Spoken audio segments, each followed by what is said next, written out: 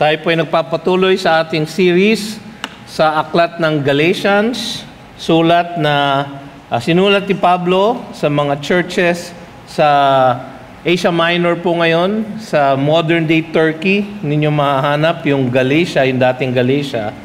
At ito po ay mga churches na kanyang unang pinuntahan at tinanim nung first missionary journey. Ang title po ng ating mensahe ngayong hapong ito ay Tumindig ng Matatag sa Kalayaan Natin kay Kristo. Literally, yun po ang sinasabi ng verse 1. Stand firm, therefore. No? Nung ating huling pag-aaral, ang huling verse ng ating pag-aaral last time ay chapter 4, verse 31, kung saan sinabi, So brothers, we are not children of the slave, but of the free woman. We are not children of the slave, but of the free woman. Natutunan natin nung last time na sa pamamagitan ng isang larawan ay pinatunayan muli ni Pablo na nakahihigit ang pananampalataya kay Jesus lamang para sa ating kaligtasan, kisa sa pagsunod sa batas at sa mga kaugalian ng mga Hudyo. Ang sinabi niya, tayo ay mga anak ng pangako, anak ng pinangakuan na si Abraham at si Sarah. Ang mga nanampalataya na kay Kristo Jesus para sa kanilang kaligtasan ay ang mga tunay na anak ni Abraham at ni Sarah at tagapagmana ng pangakong kaligtasan ng Diyos. Yung pong pangako na yon ay binigay una ng Panginoon kay Abraham sa Genesis 12:3. Sa pamamagitan niya, pagpapalain niya o bibiyayaan niya ang buong sanlibutan. Inulit niya po ulit ito sa Genesis 22. Kasi nung una niyang binigay yung pangako, merong ilang taon na nagdaan, nagduda si Abraham at gumawa sila ng kaparaanan ni Sarah upang sila ay magkaroon ng sarili ng anak. At yun na nga ay si Ishmael, anak ni Abraham sa isang slave woman, si Hagar. At sabi nga, yun ang larawan ng mga nasa ilalim ng kautusan ng Diyos. At pagkatapos ng ilang taon, Genesis 17, ay nangako muli ang Diyos kay Abraham na siya ay magkakaroon ng anak sa sarili niyang katawan. At napatawa siya. Genesis 18, inulit ng Diyos sa kanya. Ang natawa naman ay si Sarah. Pero sa Genesis 21, ay tinupad ng Diyos ang kanyang pangakong ito at silang dalawa sa kanilang napakabatang edad na 190, no? Sila po ay nagkaroon ng sarili nilang anak, si Isaac. Ang ibig sabihin ng pangalan niya ay laughter or katatawanan, sapagkat tinawanan ni Abraham at ni Sarah ang pangako ng Diyos sa kanila. Dahil sa kanilang paningin, ito ay imposibleng mangyari. Pero sabi nga ng Diyos kay Sarah sa Genesis 18, nothing is impossible with God. Ngayon, sa Genesis 22, sinubukan ang pananampalataya ni Abraham. Alam ng Panginoong Diyos na tunay siyang nananampalataya sa Kanya. Bakit? Sapagkat ang Diyos ang nagbigay ng pananampalatayang ito kay Abraham. At nakikita naman ng Diyos ang puso ng lahat ng tao. Dapat, hindi kailangan patunayan ni Abraham ang kanyang pananampalataya, ngunit kailangan niyang malaman sa kanyang sarili na siya nga ay nananampalataya sa pangakong kaligtasan ng Diyos. Kaya sinubok siya ng Panginoon at sinabi niya, dalhin mo sa Mount Moriah ang iyong anak na si Isaac, ang kaisa-isa mong anak, ang anak na iyong minamahal. Paulit-ulit ang Diyos, no? Parang idiniin pa niya. At siya ay paslangin mo, tapos ialay mo siya sa akin. Walang pag-aatubili na sumunod si Abraham. At doon ay napatunayan niya sa kanyang sarili, una sa lahat, na ang kanyang pananampalataya ay tunay at nakapagliligtas. Kaya inulit ng Diyos ang pangako kay Abraham. Sa Genesis 22:17 to 18, ang sabi niya doon, I will surely bless you, and I will surely multiply your offspring as the stars of heaven and as the sand that is on the seashore. And your offspring shall possess the gate of his enemies. And in your offspring shall all the nations of the earth be blessed, because you have obeyed my voice. Yung pong pangako ng Diyos ay sinunod ni Abraham, you have obeyed my voice, ikaw ay nanampalataya sa akin, datapwat ikaw ay inari kong ganap. He was justified by faith.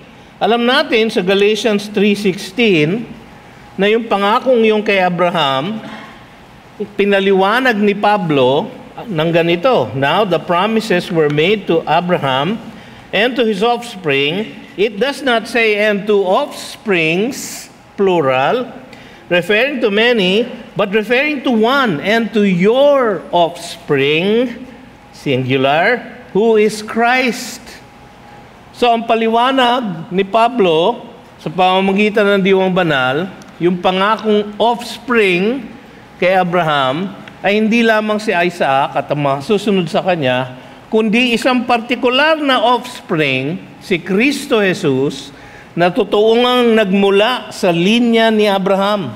Makikita nyo yung lineage niya na yan, yung genealogy niya na yan, sa Genesis, sa Matthew chapter 1, verses 1 to 17, kung saan matetrace ninyo na si Jesus ay anak ni Abraham at anak ni David, sapagkat ang pinangakong Mesiyas ay magmumula sa mga lalaki ng Diyos na ito.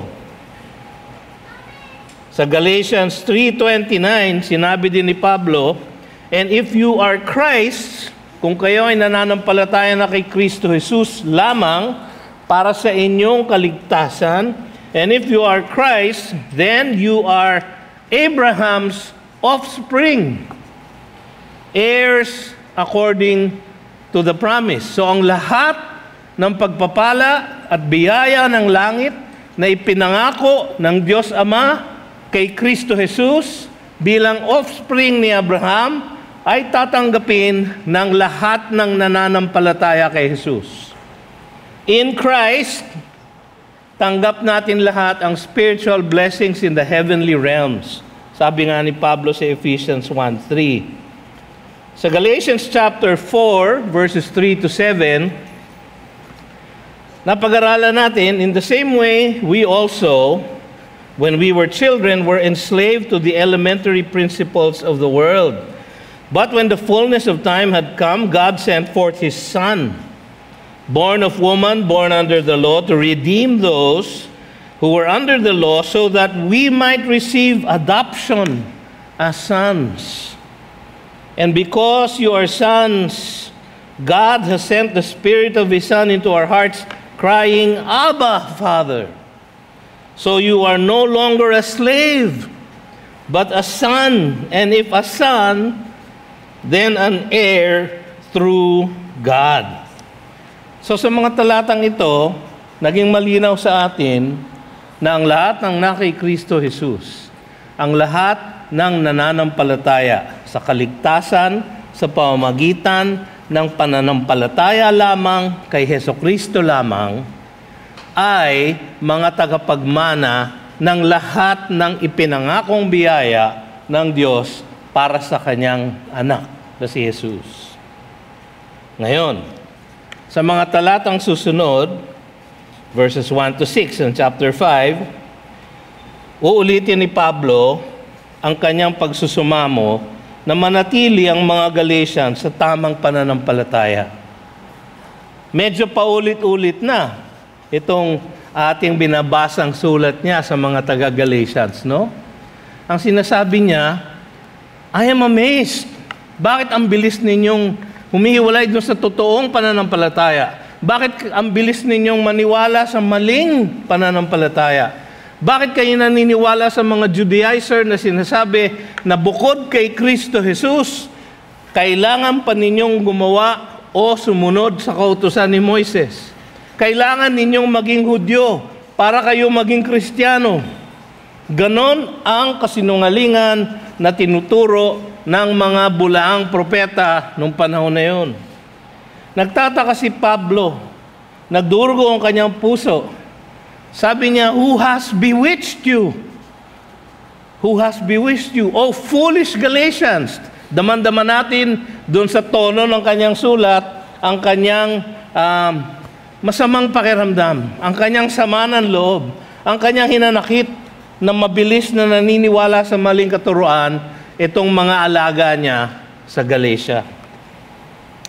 Kaya dito sa mga talatang ito, nagpapatuloy ang kanyang argumento, nagpapatuloy ang kanyang panawagan, isang panawagan na manatili sila sa kalayaan ni Kristo.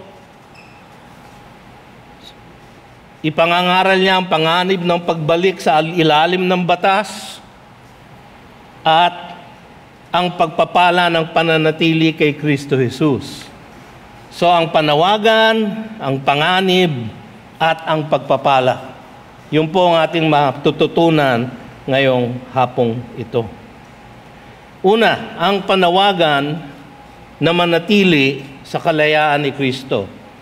Chapter 5, verse 1. Ito po ang central verse. Ito ang key verse ng buong aklat ng Galatians. Ito ang pinakasentro ng sulat ni Pablo, ang kanyang panawagan. Sabi niya, "For freedom, Christ has set us free." Sa ibang salin, Christ has set us free for freedom. Parang redundant, no? Tayo ay pinalaya niya upang tayo ay magkaroon ng kalayaan. No? Stand firm, therefore. Or therefore, dahil kayo'y pinalaya na, dahil tayo may kalayaan na kay Kristo Jesus, stand firm, therefore, and do not submit again to a yoke of slavery.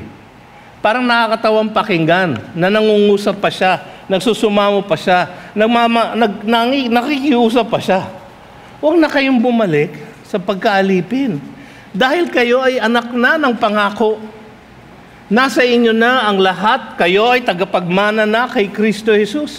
Huwag na kayong bumalik sa pagkaalipin.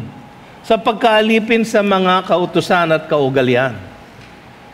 Alam nyo, kung minsan, mahirap po na lubos na malayang-malaya kayo. Halimbawa po, marami po sa atin, tayo lumalaki, nasa ilalim tayo ng pamamahay ng ating mga magulang. No? Mga magulang natin, di ko alam kung pareho ng mga magulang nyo, ang mga magulang ko, ang kanilang credo ay, habang nasa ilalim ka ng bubungan ko, ang sasabihin ko ay batas sa iyo. No? Batas. Nung araw, hindi ka pwedeng sumagot. Hindi ka pwedeng mga tuwiran. Hindi ka pwedeng umalma. Batas. No? So, para kang nakakulong. Di ba? Tsaka, nung nagbibinata tayo, nagdadalaga, parang inaasam-asam natin na, naku, kailan kaya ako pwede makakuha ng sarili kong kondo para magawa ko na ang lahat ng nais ko. Tapos, matagal po kasi akong binata, no? Wala po akong maloko no? Matagal po akong binata. Mabuti na lang po nung ako'y 30 na, no? Meron po akong naloko, no, misis ko, no? Hanggang ngayon pinapainom ko po yan ng Dora Rat Killer, no? Baka humagising, no? Sa katotohanan na ako ang napang-asawa niya, no? Meron na nga po akong naloko. Nung kami ay kinasal, sabi ng tatay ko, pwede ka nang umalis sa bahay natin. Malaya ka na ngayon. No? Kasi yun ang kanyang batas. Pagka may asawa na kayo, layas na kayo dito. No? Sarili nyo na ang buhay nyo. Dahil yun ang sinasabi ng Scripture. Ang tatay ko po, pastor. Kaya sabi niya, ang mga nag-aasawa should leave their father and their mother and should hold fast to their wives. So, ganun naman kami. So, meron kami maliit na apartment sa San Juan, sa may H. Losada Street, palaging binabaha. No? Malapit po kasi sa UERM kung saan siya nag-aaral ng medisina. At meron po kaming sarili ngayong pamamahay. No? So, malaya na po ako sa batas ng aking ama. No? Nung malaya na po ako, parang nataranta po ako ng konti. Sabi ko, teka muna, pupunta tayo ng grocery. Gaano ba karami ang bibili nating itlog? No? Sino ang maglalaba? Saan tayo bibili ng panlaba? Gaano ba karami ang panlaba? Wala pa hong washing machine nun. No? Nakita nyo naman ang laki ko. So, ang polo ko po, para pong kumot sa kanya. No? So, yung paglalaban niya po ng polo ko lang, no? Hindi pa siya masyadong sanay. No? So, pinagplansya ko po siya ng pantalong ko. Napakapihikan po ako sa pantalong ko. Kailangan diretso yung liston. Nung saan nagplansya, 3 po ang liston. Sabi ko, Panginoon, nakakabahala pala ang pagiging malaya. So parang hinahanap mo yung security ng pagiging nakatira ka lang, border ka lang, free board and lodging pa sa bahay ng tatay at nanay mo. Para pong gano'n na nangyayari. So, ganun lang ba kadali yun? Mananampalataya lang tayo kay Jesus at sa kanyang natapos ng gawain sa krus at sa kanyang perfect life and atoning death at kapag tayo'y nanampalataya sa kanya, tayo ligtas na? Ganun lang ba yun? Ang sagot ni Pablo, yes. Ang sagot ng mga Judaizer, baka kailangan merong idagdag. Kaya ang lahat ng ibang relihiyon sa buong mundo ay paggawa, pagsunod sa mga kautusan para kayo ay maging mabuting tao. Lahat ng klaseng relihiyon, bukod sa relihiyon na naaayon sa Biblia, bukod sa biblical Christianity, ang lahat po ng ibang relihiyon, pati ang relihiyon ng Romano Katolika, pati mga ibang protestanting mga simbahan. Kailangan si Kristo plus faith plus works. The Bible plus tradition. Grace plus merit. Christ plus Mary. Pero ang sigaw ng Reformation na pag-aralan na po natin, by grace alone, through faith alone, in Christ alone, based on Scripture alone, for the glory of God alone. Mahirap mong paniwalaan ang grace. Talaga, hindi ko kailangan pagbayaran ng mga nagawa kong kasalanan. Binayaran na niya sa krus. Jesus paid it all. All to Him I owe. Sin had made a crimson stain. He washed it white as snow. Yung po ang sinasabi ni Pablo dito. Ang na kay Kristo Jesus na ay tunay na malaya na mamuhay ayon sa kalooban ng Diyos. Hindi na tayo alipin ng batas. Ngunit tayo naman ngayon ay alipin ng ating Panginoong Jesus. Ngunit ang pagiging alipin niya ay magaang. Sabi niya, for my yoke is easy and my burden is light. Sabi niya, do not submit again to a yoke of slavery. Tayo nakalaya na. Maaari na tayo mamuhay. Magbago mula sa loob. Imbis na batas na galing sa labas, na nagko-constrict sa atin, meron tayong Holy Spirit na nasa puso, na nasa loob, na nag-uudyok sa atin, nag-i-empower sa atin na gumawa ng mabuti. Sa kapangyarihan ng Espiritu Santo, meron na po tayo niyan. The moment na kayo ay nanampalataya kay Jesus, ang Espiritu Santo ng Diyos ay nanahan na sa inyo. Ang sabi sa 2 Corinthians chapter 3, verses 15 to 18 ay ganito. Yes, to this day, whenever Moses is read, a veil lies over their hearts. Yung Mosaic Law, meron pang nakatalukbong sa kanilang puso. Meron pang enslavement. But when one turns to the Lord, the veil is removed. Now the Lord is the Spirit, and where the Spirit of the Lord is, there is freedom.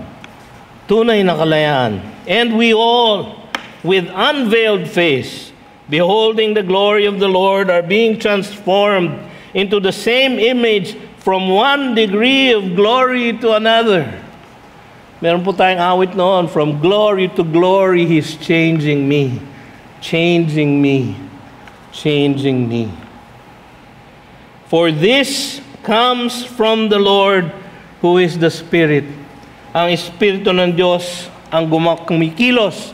Siya ngayon ang nag-guide sa atin upang tayo sumunod, upang tayo gumawa ng mabuti. Hindi dahil kailangan natin gumawa ng mabuti para tayo maligtas, kundi dahil tayo'y ligtas na. At ang lahat ng kabutihan na ating ginagawa ay ginagawa natin sa pagpapasalamat sa Kanya na nagligtas sa atin, na wala namang dahilan. Pinili niya tayo, niligtas na tayo. Wala naman dahilan. Meron bang dahilan kung bakit pipiliin tayo ng Diyos? Kayo ba may naiisip kayong dahilan? Sa kabutihan ninyo? Na dahilan para kayo ay ligtas niya? Wala po. Kaya sa Galatians 5:13, mapapag-aralan natin to sa susunod. Sabi niya, for you were called to freedom, brothers. Inulit niya. You were called to freedom. Only do not use your freedom as an opportunity for the flesh, but through love serve one another. Aha! Malaya na ako. Malaya na ako magkasala. Hindi po. Saved na ako by grace through faith. Aha! Pwede na akong magkasala ngayon. Dahil binayaran na ni Kristo Jesus ang lahat ng aking pagkakasala, past, present, and future. Bayad na! Ay, magkakasala na lang ako, mag-enjoy na lang ako. Anong sabi niya? Only do not use your freedom as an opportunity for the flesh, but through love, serve one another. Sa Romans chapter 6, verses 20 to 22, sabi, for when you were slaves of sin, you were free in regard to righteousness. But what fruit were you getting at that time from the things of which you are now ashamed?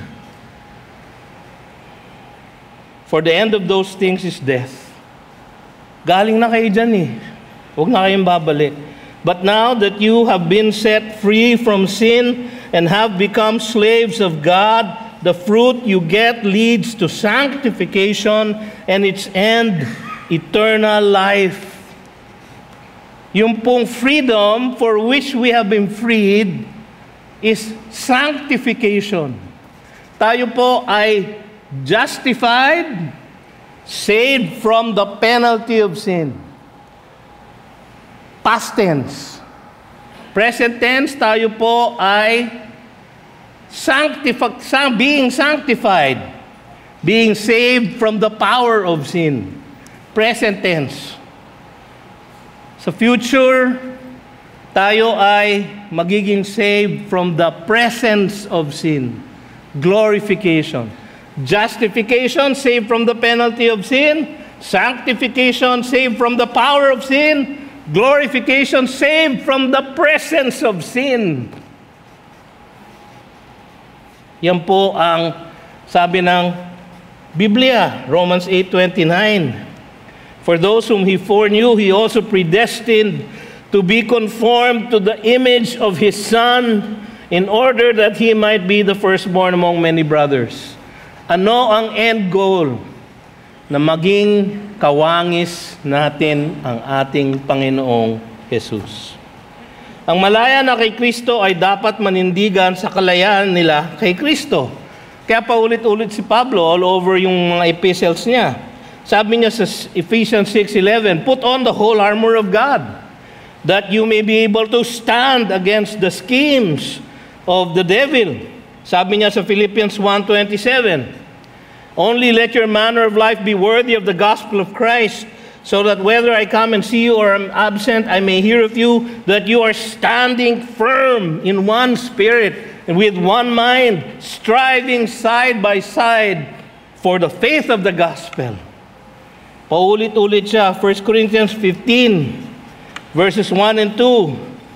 Now I would remind you, brothers, of the gospel I preached to you, which you received, in which you stand. Kailangan tayo manindigan, mga kapatid. 1 Corinthians 16:13. Be watchful, stand firm in the faith. Anong faith yon? That salvation is by grace alone, through faith alone, in Christ alone. Huwag na tayo manumbalik sa pagkaalipin. Yun po ang ginagawa ng Judaizers, ni-report sa Jerusalem Council sa Acts 15:10. Now therefore, why are you putting God to the test by placing a yoke on the neck of the disciples that neither our fathers nor we have been able to bear, sabi ni Pablo. Bakit niyo ibabalik yung yoke of slavery? Sa Galatians 2:4, sabi niya, yet because of false brothers secretly brought in, who slipped in to spy out our freedom, that we have in Christ Jesus, tayo ay malaya na, so that they might bring us back into slavery. Yung pong mga false teachers, ganun po kanilang objective. Sa Romans 8:15, for you did not receive the spirit of slavery to fall back into fear, but you have received the spirit of adoption as sons, by whom we cry, Abba, Father. Sa Hebrews 2:14-15, since therefore the children share in flesh and blood, He Himself likewise partook of the same things, that through death He might destroy the one who has the power of death, that is the devil, and deliver all those who through fear of death were subject to lifelong slavery. Yung po ang pinunta ni Jesus dito, to deliver us from lifelong slavery. Slavery to what? Doon sa kaisipan na kaya natin iligtas ang sarili natin sa pamamagitan ng ating mabubuting gawa. Na pwede tayo makarating sa langit by becoming a member of GCF Ortigas. O tayo ay maaaring maligtas sa pamamagitan ng paglubog na bautismo. Mga kapatid, pagdating niyo po sa pintuan ng langit, kapag kayo tinawag na ng Panginoon, ang akong dalangin, wag na wag niyong sasabihin na kaya ako pwedeng pumasok dyan, o Panginoon ko, ay dahil member ako ng GCF. Hindi po kayo papapasukin sapagkat hindi po nakakapagligtas ang lahat ng makataong relihiyon. Ngayon, hindi naman po bulang propeta ang mga pastor ng GCF. Sapagkat ang ating tinuturo ay ang nasa Biblia lang. Pero mag-iingat po tayong madali pong mahulog sa slavery ng legalism. Pangalawa, nakita natin ang panawagan. Ngayon, ang panganib. Panganib ng pagbalik sa ilalim ng batas. Verses 2-4. Look. Medyo galit na si Paul, no? Sabi niya, look. No? O kaya, hoy. Yan, sa Tagalog mas maganda di ba? Hoy! Ako, si Pablo. Ako na to, ha? Si Pablo na ako ang nagtanim ng church nyo, ako nag-share ng gospel sa inyo. Ako, sabi niya, I say to you that if you accept circumcision, Christ will be of no advantage to you. I testify again to every man who accepts circumcision, inulit na naman niya, that he is obligated to keep the whole law. You are severed from Christ, you who would be justified by the law, inulit na naman niya, who have fallen away from grace. Napansin niyo yun, 3 beses na inulit. If you accept circumcision, verse 2, to every man who accepts circumcision, verse 3, to you who would be justified by the law. Another way of saying, kung kayo ay tatanggap ng circumcision, bakit bang paulit-ulit yung circumcision? Pasensya na kayo kung ini-English ko, kasi pag tinagalog ko po, hindi maganda eh. No? So, bakit pa nyo paulit-ulit yung circumcision? Yun po ay isang symbol ng pagiging Hudyo, ng covenant ng Diyos sa mga Hudyo. So hindi po siya masama in and of itself. Ganon din po ang baptism, no? Ang baptism ay isang external manifestation of an internal conversion. Pero hindi po siya nakapagliligtas. Ang sinasabi ng iba, kailangan mong magpa-circumcise. Ngayon, meron ng mga natutukso sa kongregasyon na iyon na sila ay sumali o makibagay sa mga Hudyo. Para ka makibagay sa mga Hudyo, kailangan mong magpa-circumcise para ka ikaw ay tunay na Hudyo. Sinabi na ni Jesus na kung ikaw ay nananampalataya kay Kristo Jesus, ikaw ay tunay na anak ni Abraham, datapwat isang tunay na Hudyo. Pero meron pa ring nangungulit sa kanila at meron ng mga naniniwala. Kaya sabi niya, if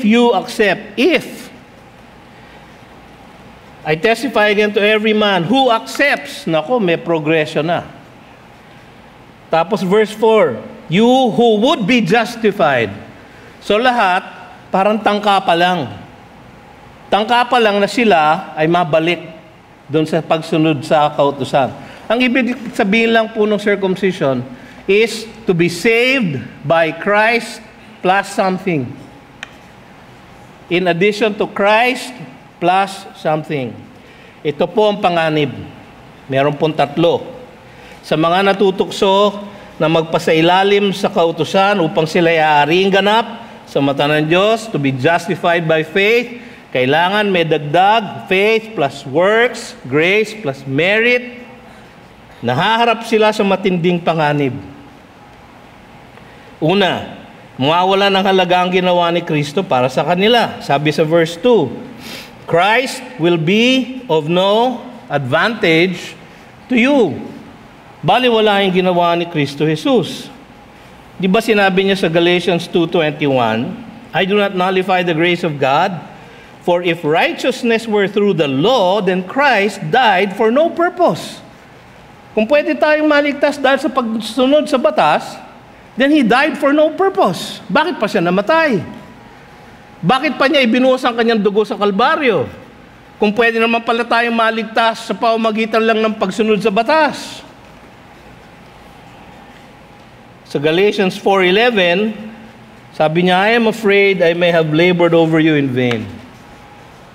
Nag-express na siya ng takot. Parang merong mga iba sa inyo na hindi mga tunay na mananampalataya at kayo ay natutukso na makibagay dito sa mga Judaizer na ito. Sabi sa Hebrews 7:11, now if perfection had been attainable through the Levitical priesthood, for under it the people received the law. Ang Levitical priesthood po ay sa linya ni Aaron. Si Aaron. Si Aaron ay kapatid na matanda ni Moses. Sila ay anak ni Jochebed tsaka ni Amram, at si Jochebed at si Amram ay nanggaling sa linya ni Levi, mga Levita. Ang mga Levites ay ginawang priests. So sabi dito sa Hebrews 7:11, now if perfection had been attainable to the Levitical priesthood, for under it the people received the law, what further need would there be for another priest to arise after the order of Melchizedek rather than one named after the order of Aaron? Sino yung sinasabi? Si Kristo Jesus. Siya yung ibang klaseng priest. Hindi siya naggaling sa linya ni Aaron. Galing siya sa linya ni Abraham. Siya ay nagmula sa tribo ni Judah. Siya po ay kakaibang priest after Melchizedek. Mahabang kwentuhan po yung Melchizedek, so huwag na natin pasukin yon. Pero sinasabi dito, kung pwede naman maging ganap, maging aring ganap sa mata ng Diyos sa pamamagitan ng pagsunod lang sa kautusan, bakit pa pinadala sa Kristo Jesus? Bakit pa kailangan ng ibang klaseng pare, ibang klaseng saserdote, ibang klaseng Savior? So, Christ will be of no advantage to you.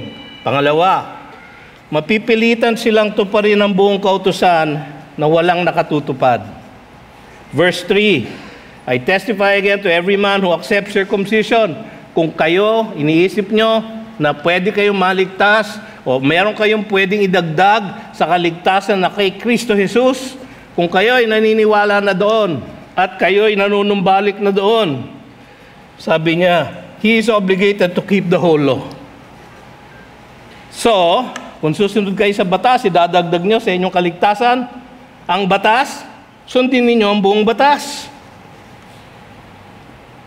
Pero sabi sa Deuteronomy 27:26, cursed be anyone who does not confirm the words of this law by doing them. And all the people shall say, Amen. Cursed!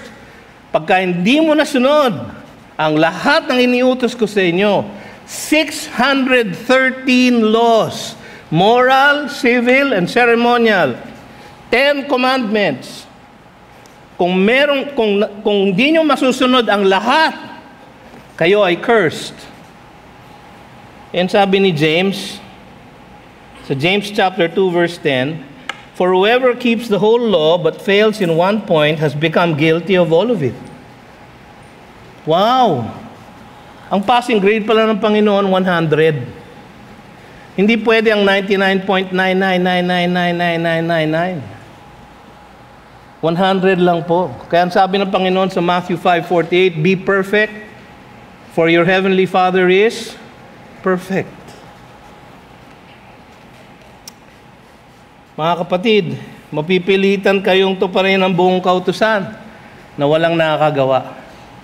Kaya nga nagpunta si Kristo Jesus. Siya na nga ang gumawa. Ang gusto nyo ngayon, kayo ang gagawa. Pinalaya na kayo, meron na gumawa at binigay ang kanyang perfection sa inyo, pero sabi nyo, ay no, thank you. Gusto ko akong gagawa. Gusto ko akong magkaroon ng credit. Gusto ko ang kaluwalhatian ay mapa sa akin, hindi kay Kristo Jesus. Mapapahamak po kayo. Pangatlo, mahihiwalay sila sa kaligtasan kay Kristo Jesus. Ito ang pinaka nakakatakot. At sa grasya ng Panginoon. Verse 4, you are severed from Christ, you who would be justified by the law. So gusto nyong mag-idagdag pa ang mabubuting gawa sa inyong pananampalataya kay Jesus. Gusto nyo ng Christ plus merit, faith plus works.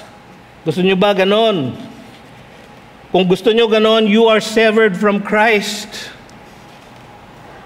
So yung mga babalik sa ganon, never naging in Christ. Yung pagbabalik nila sa ganoong paniniwala ay patunay na sila ay hindi tunay na naligtas. Kasi yung mga tunay na naligtas, hindi mawawala. Sabi ni Kristo Jesus sa John chapter 6 verse 44, no one comes to the Father unless He draws him, and those who come to me I will in no wise cast out, and they will come to me, and I will raise them up in the last day. Walang mawawala. John chapter 10 verse 27-28, I am the shepherd, they are the sheep, I know my sheep. and I will lose none of them, for they are in my hand, and they are in my Father's hand, and my Father shall lose none of them. Kamay ni Kristo, kamay ng Diyos Ama. Sino ang pwedeng mawala doon? Pero, yung mga hindi tunay ay mabubuking. Sabi sa Hebrews 6, verses 4 to 6. For it is impossible, in the case of those who have once been enlightened, nakita nila ang galaw ng Espiritu ng Diyos sa kongregasyon ng Diyos, who have tasted the heavenly gift, nakita nila yung sign gifts, yung pagsasalita sa iba't ibang mga wika, and have tasted the goodness of the Word of God and the powers of the age to come, and then have fallen away, it is impossible, sabi sa Hebrews, to restore them again to repentance, since they are crucifying once again the Son of God to their own harm and holding Him up to contempt. Ang sinasabi niya, kung gusto niyong dagdagan at palagay niyo hindi pa kumpleto ang ginawa ni Kristo Jesus para sa inyong kaligtasan, hindi kayo tunay na ligtas. Nakakatakot po, no? Kaya sabi ni John sa 1 John 2:19, they went out from us. Sino yung they? Pag bumalik kayo ng isang verse, sabi ni John sa 1 John 2:18, wala po sa screen. Tingnan niyo po yung Biblia niyo. No? 1 John 2:18. Children, it is the last hour. And as you have heard that Antichrist is coming, so now many Antichrists have come. Therefore, we know that it is the last hour. They, mga Antichrists, mga kalaban ni Kristo Jesus, mga hindi tunay na mananampalataya, they went out from us. But they were not of us. Hindi sila talaga kasama sa atin. For if they had been of us, they would have continued with us. But they went out that it might become plain that they all are not of us. Ang tawag po dito, apostasy.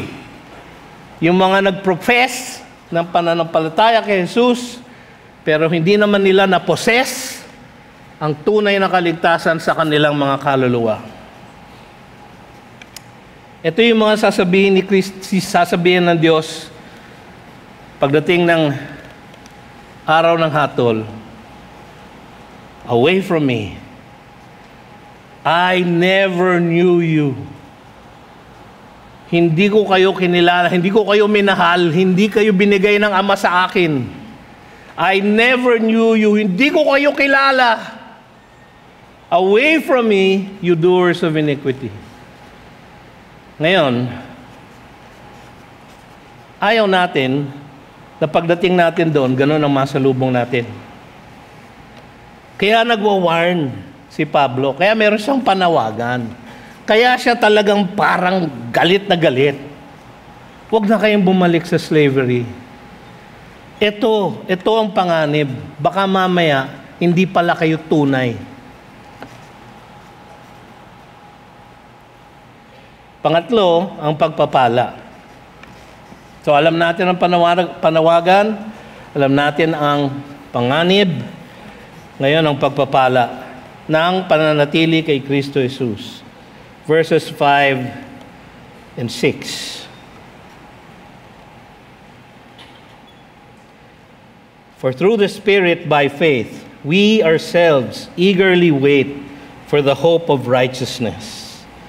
For in Christ Jesus, neither circumcision nor uncircumcision counts for anything, but only faith working through love. Pagkatapos ilahad ni Pablo ang mga panganib ng pagtalikod sa tamang ebanghelyo, kanya namang inilatag ang mga pagpapala ng pananatili kay Kristo Jesus. Alam kong mahirap ang manampalataya lamang. Sapagkat hindi natin siya nakikita, hindi natin siya naririnig. No? Pastor, gusto kong marinig ang salita ng Diyos. Gusto niyo ganon? Basahin niyo Out loud. Basahin nyo. Gusto nyo marinig? Nagsasalita ang Diyos? For freedom Christ has set us free. Yun ang salita ng Diyos sa inyo. Kung gusto nyo marinig, basahin nyo out loud. O kaya gayahin nyo ako, nakahanap ako ng software na merong tagabasa nung binabasa ko. Ha? Meron akong software na gano'n. Binabasa ko ngayon, nasa Jeremiah na po ako. No? Malapit na po ako matapos sa Jeremiah. Nasa Romans na po ako sa New Testament. No? Binabasa ko po yung scripture, merong bumabasa po, may voice over. No? Madaling hanapin, marami naman sa internet. Libre lang. Gusto nyo marinig ang salita ng Diyos? Basahin ninyo ang salita ng Diyos. Out loud. Mahirap po kung minsan ang manampalataya lang. Kasi hindi natin siya nakikita, hindi natin siya naririnig, hindi natin siya nahahawakan. At kung minsan, sa mga circumstances ng buhay natin, parang wala siya.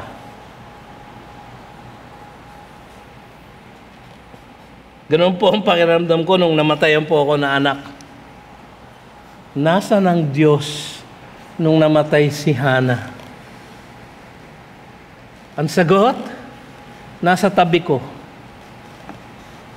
Hindi naman po siya umalis. Nandyan lang siya. Hindi ko lang po maramdaman.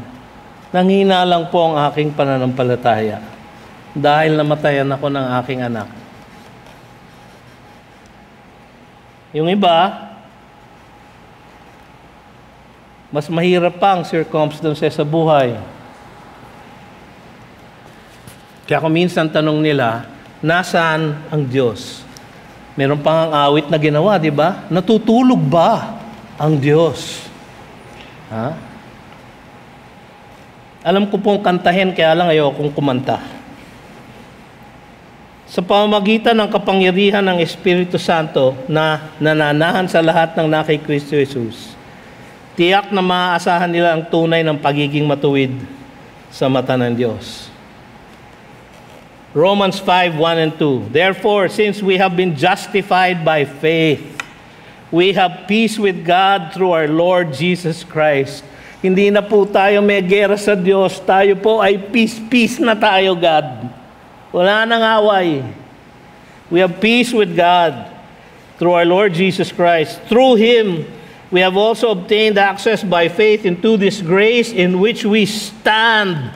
Hindi ba yun ang sabi ni Pablo? Stand therefore. And only those who are justified by faith receives the grace in which we stand. And we rejoice in hope of the glory of God. Nihintay po natin yung glory niya.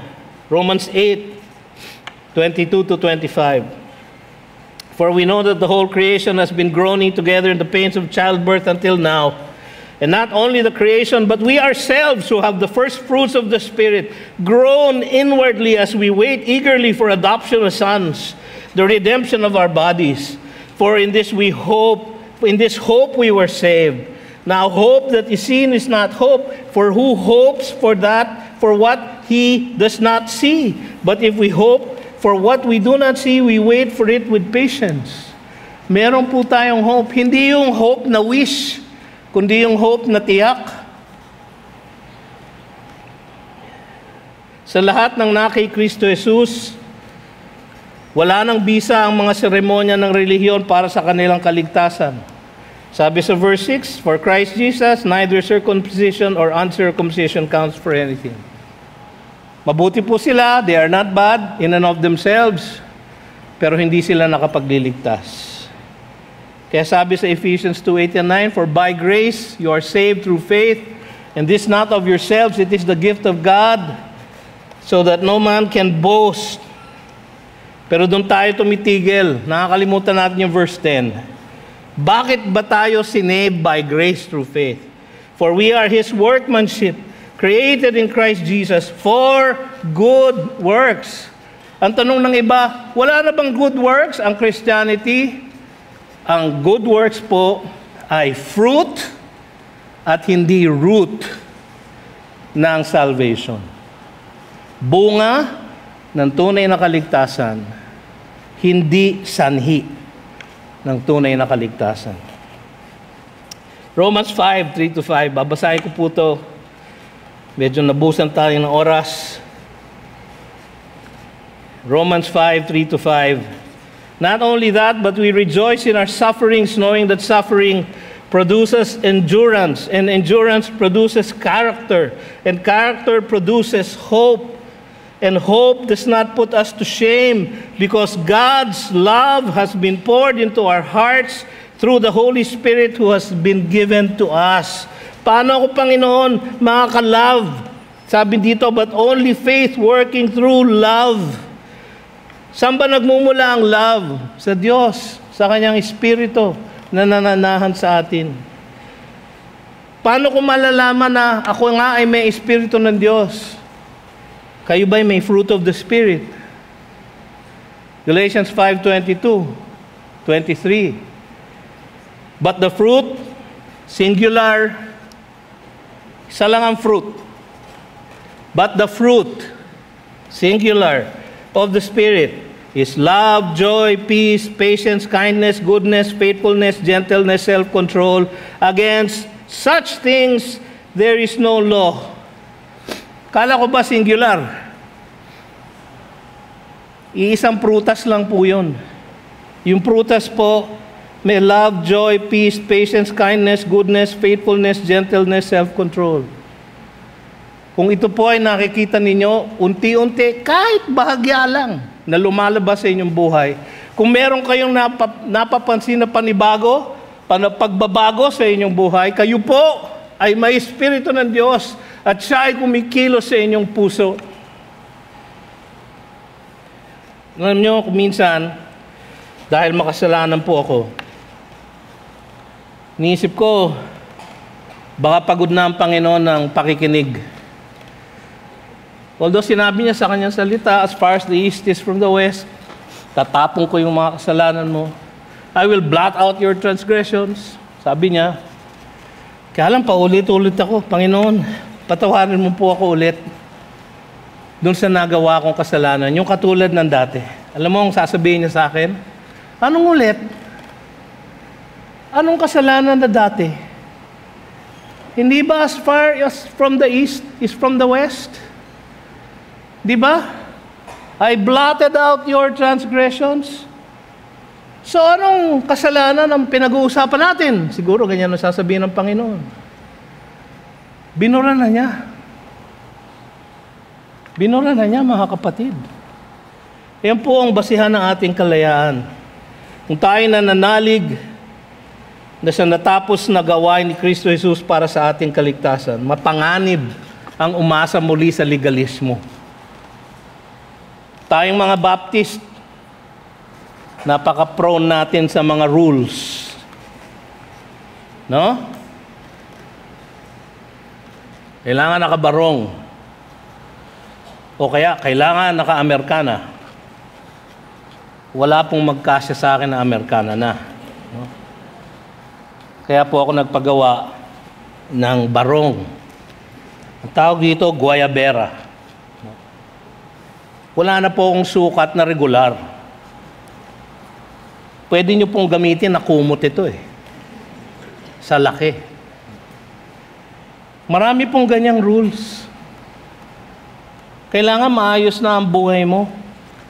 Kailangan nakikita namin, kailangan sinusunod mo 1, 2, 3, 4, 5, 6. Sa pag meron tayong inumpisahan na listahan, katapusan na natin.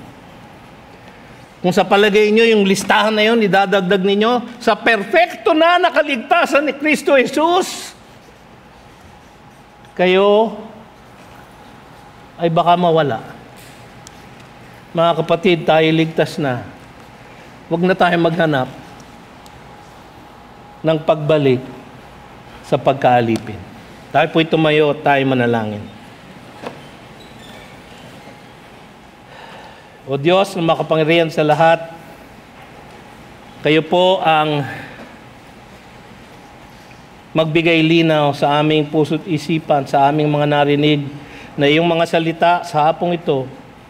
Nawa ito ay tumimo ng malalim sa aming mga puso't isipan at lumabas sa aming pang-araw-araw na buhay. Ang aming pong dalangin, O Diyos, payabungin mo ang bunga ng Espiritu Santo sa aming mga buhay upang ikaw ay malwalhatian sa lahat ng bunga na ito, na ang Espiritu mo din naman ang maglalabas sa aming buhay. Nawa, ito ang mangyari sa bawat isa sa amin. At ngayon, sa ating paglisan sa lugar na ito, tanggapin ninyo ang pagpapala ng Diyos namang makapangyarihan sa lahat, ang pag-ibig ni Kristo Jesus at ang gabay ng Espiritu Santo, na siyang nagbibigay ng kalayaan sa bawat isa sa atin, kalayaan na mamuhay ayon sa kanyang kalooban, sa kanyang kalwalhatian na walang hanggan. At ang lahat ay nagsabi ng Amen. Magandang hapon po.